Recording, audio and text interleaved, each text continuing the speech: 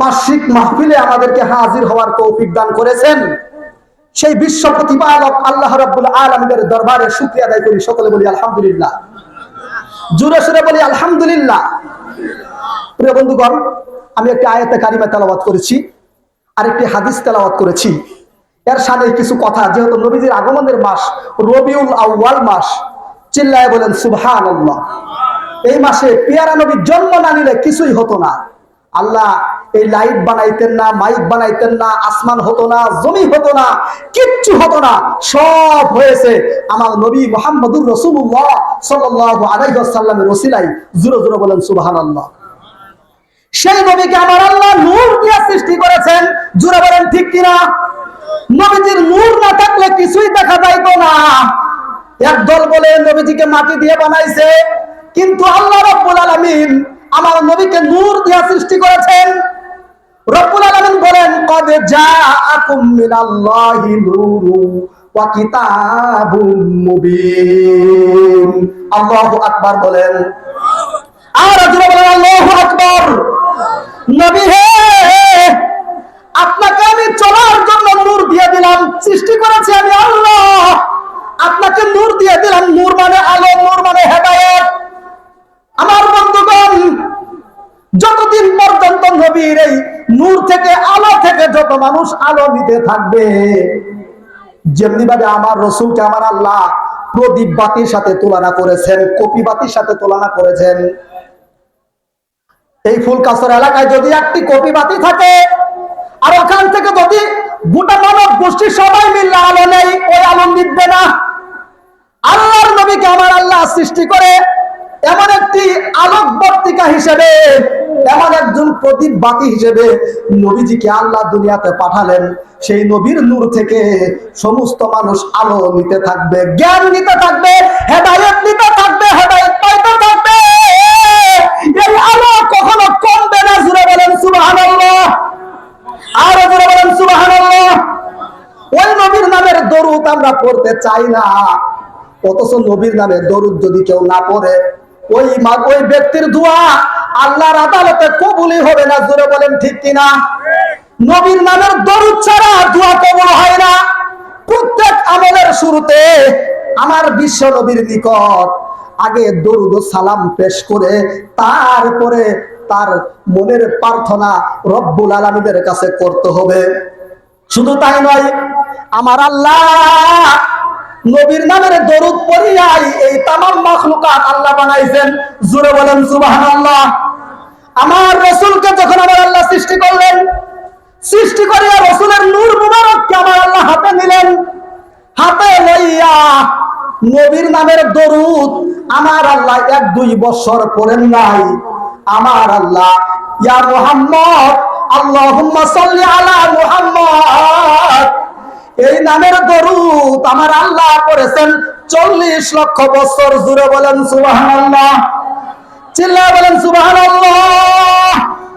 আমার আল্লাহ নবীর নামের দরুদ 40 লক্ষ বছর যখন হাতে নিয়া নূর মুবারককে লইয়া আমার আল্লাহ ইয়া মুহাম্মদ বলিয়া যখন জপা শুরু করলেন, নূরের পক্ষ থেকে কোনো আওয়াজ নাই, জবাব নাই। 40 লক্ষ বছর পার হওয়ার পর আমার নবীর নূর মুবারক থেকে বেরিয়ে আসছে আল্লাহ আল্লাহ আল্লাহ আল্লাহ, আল্লাহ আল্লাহ আল্লাহ আল্লাহ। এইভাবে আমার নবী আল্লাহর নামের জিকির করলেন 40 লক্ষ বছর। জুড়ে বলেন সুবহানাল্লাহ। প্রথমে কিন্তু আমার আল্লাহ নবীর নামের দরুদ পড়লেন 40 লক্ষ বছর। এরপরে নবীর নূরে মুহাম্মদী থেকে আওয়াজ বেরিয়ে আসলো আল্লাহ আল্লাহ আল্লাহ। এইভাবে 40 লক্ষ বছর জিকির হয়ে গেল আল্লাহর। মোট 80 লক্ষ বছর যখন হয়ে গেল, তখন বন্ধু আর বন্ধু প্রেমের আলোচনা করে এবার আল্লাহ বলেন, বন্ধু গো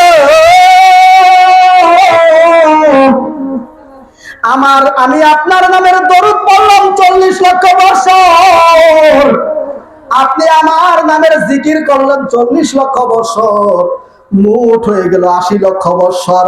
তার মানে আপনি মুহাম্মদুর রাসূলুল্লাহ, আমি হলাম লা ইলাহা ইল্লাল্লাহ, দুই বন্ধুর নামের ওসিলাই আমি আল্লাহ তামাম মাখলুকাত বানাবো, জিন সৃষ্টি করব, মানুষ সৃষ্টি করব, তারা ইবাদত করবে, তাদেরকে গোলামি করার জন্য বানাবো।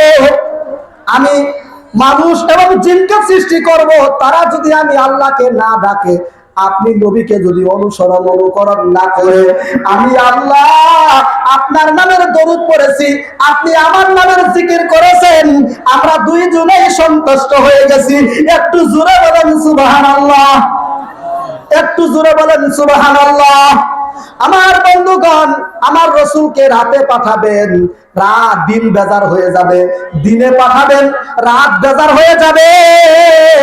আমার আল্লাহ 12 রবিউল আউয়ালে এমন একটি সময় বিশ্ব নবীকে পাঠাইলেন গো, এমন এক সময় যেই সময়টার ভিতরে রাতের অংশ আছে, দিনের অংশ আছে, এমন সময়ে পাঠাইলেন রাত এবং দিনকে ওই একটা মধ্যবর্তী সময়ে পাঠায়া রাত এবং দিনকে আমার আল্লাহ খুশি করে দিলেন। জোরে বলেন সুবহানাল্লাহ।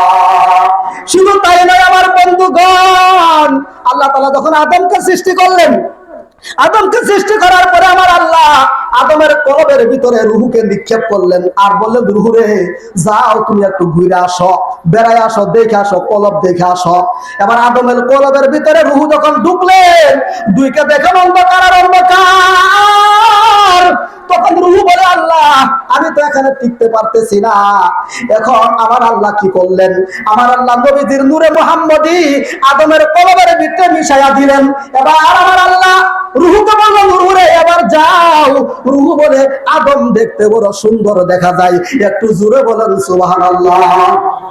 আল্লাহ যখন ছিলেন একা, নাই ছিল কোন শাখা, তখন আল্লাহ প্রকাশ হইতে চাই, আপন নূর হইতে খুদা হাবিবে নূর কইরা জুদা।